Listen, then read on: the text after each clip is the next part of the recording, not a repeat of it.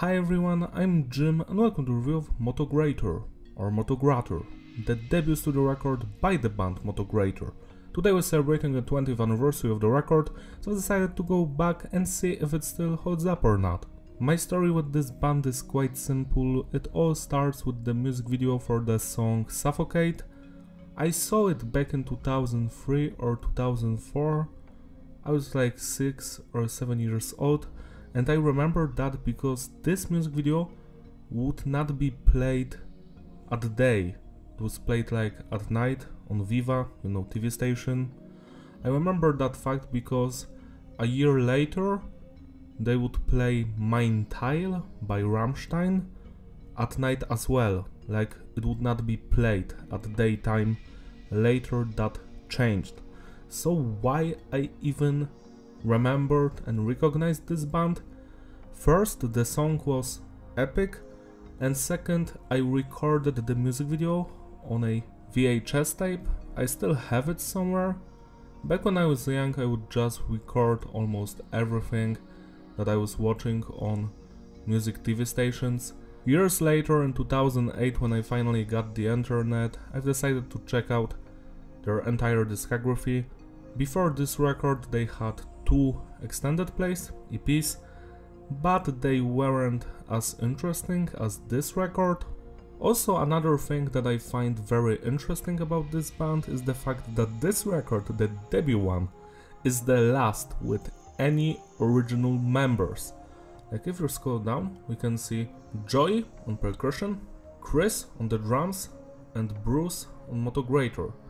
These are the founding members, they played on the previous EPs. And then we have Matt on the guitars. He came into the band in 2002 and left after this record. Then he came back, then he left again, then he came back, then he left again. On and on and on. On and on and on. It's taken that new design song, On and on. He's not in the band at the moment, but who knows, he might be later.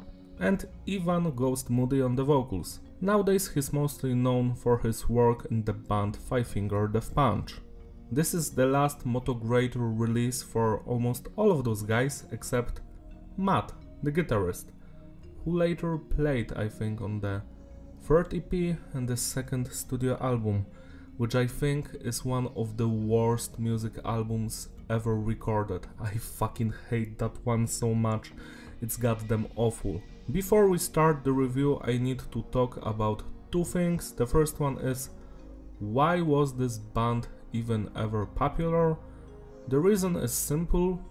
The music and the vocals here are great, and their songs were featured in movies and video games. Also, the second thing I need to talk about is the track list. We have 22 tracks here. Those are 11 songs and 11 interludes. If you have ever watched my previous reviews, you know that I hate interludes, because they are mostly not music, just some ambient noises, just a waste of fucking time. And here we have 11 of them. Every interlude is a reversed name of the song that is going to play next, and it's just garbage. I'm not going to rate all of those interludes, because I think they hurt the record. They take over 4 minutes of your time and it's not worth it. I just hate stuff like that. Please stop doing this thing. We don't need fucking interludes, especially 11 of them. The production on the record was done by James Barton. It's tight, it's clean but heavy, no loudness or no clipping. I enjoy its atmosphere. Message is diverse. These songs are about various topics: personal struggles, politics, society, revenge, being fed up with humanity and rich people, stuff like that. Structure of the songs is basic: standard intro, verse, chorus, bridge, chorus, outro.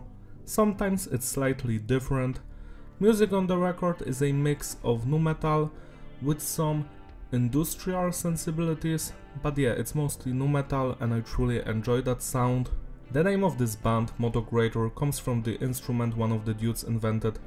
It's just a bigger bass and I find it insulting that the band is still going on while the inventor is not in the band anymore. Like, why? Just why? I find it so annoying that Motograter still exists without any original members. Like, this band has more ex-members than I have ex-girlfriends. That's not good. The record starts with the song Suffocate. It's my favorite track on the record. The first thing you're going to notice here is the drumming. It's stellar throughout the entire record. I love the groove, the precision, how the drummer can play slower and faster beats. He can blast beat, he can do double bass work, he can do it all. Truly a talented individual. Next is the bass and the Motograter. Well, it's audible, it's there, it fits the music, it enriches the sound. Next are the guitars. They have that standard nu metal thing to them, classic 0-3-2-1 riffs, some more eerie noises here and there, and more melodic approach in some of the songs. Finally, we have some electronic elements which are fine, and the vocals by Ivan Moody. Moody is killing it on this record.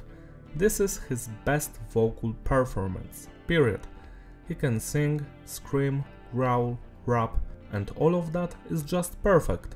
Imagine just for a second where this band could have been today if this lineup would stay, because they've been a tight unit, and it shows in the music, because this song Suffocate, which was featured in the Texas Chainsaw Massacre remake, is a masterpiece. I love this song with all of my heart. It's intense, it's full of energy, beautiful singing, epic screaming. The groove of this one, it just makes you move. What you say? What you could raft up? Those vocals are just so funny, but they also have power within them. I love the chorus here, the pre-chorus, the verses, just everything. The bridge, how angry this song sounds like. It also fits the movie, you know. The movie wasn't that good, but this song elevated it for sure. 12 out of 10. While Suffocate had that jump the fuck up attitude, Down is more melodic and mellow. The lyrics here are very anti-religious, I would say. I truly enjoyed the vibe of this song. It's also a single with a music video, same as Suffocate. It's not my favorite song on this record, but it's still a goddamn masterpiece, because every segment here slays, through and through. 11 out of 10. Prophecy is one of the weakest songs on the record. I still dig it a lot. It has more of an industrial atmosphere. I truly enjoyed the vocals and the guitars. The singing and the screaming is on point as usual, but some of the electronic elements are not for me. Still a masterpiece. 10 out of 10. Wrong. Now this song brings back the groove, the jump the fuck up energy. Love the vocals, especially the clean singing.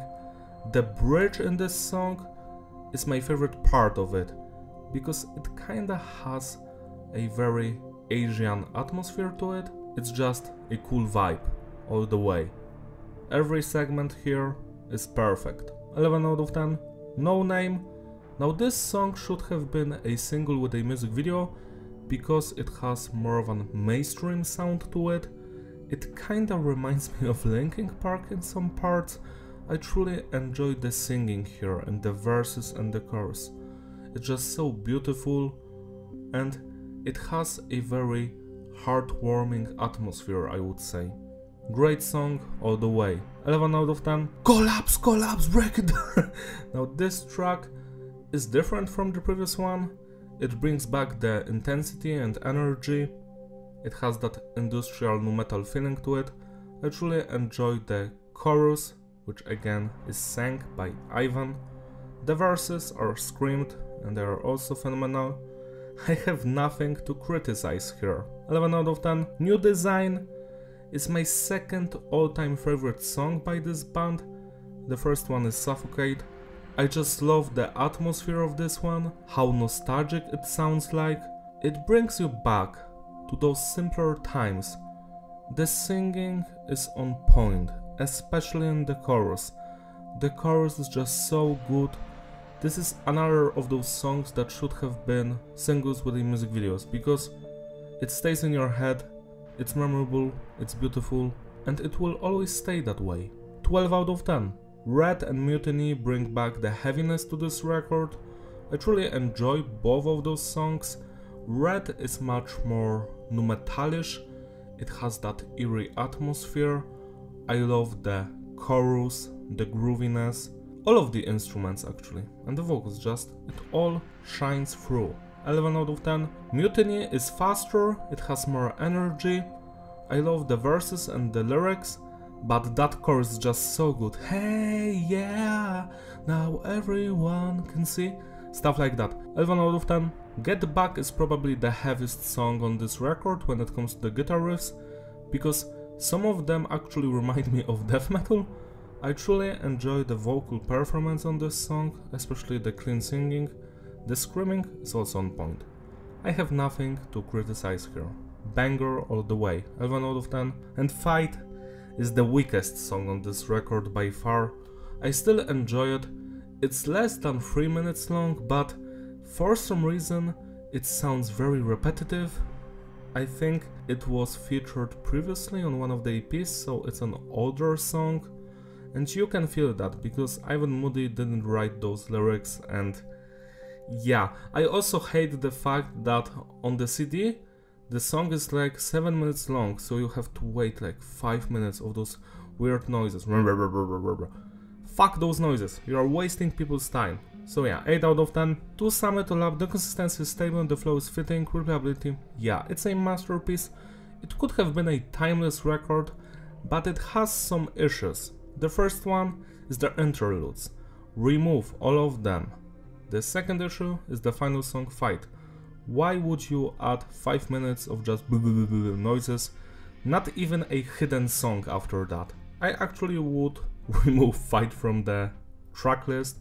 I would just like to have those first 10 songs, because they are bangers. I don't see any flaws in these songs. The singing is on point, same as the screaming and other vocal stuff. The bass work, great. The guitar work, phenomenal. The drumming, on point. This record is probably one of the best albums of 2003. Celebrate the anniversary by spending it today, it deserves your love and attention. That's all from me, thank you for watching, don't forget to like and subscribe, follow me on my Instagram in the description, I will see you in my other videos, bye!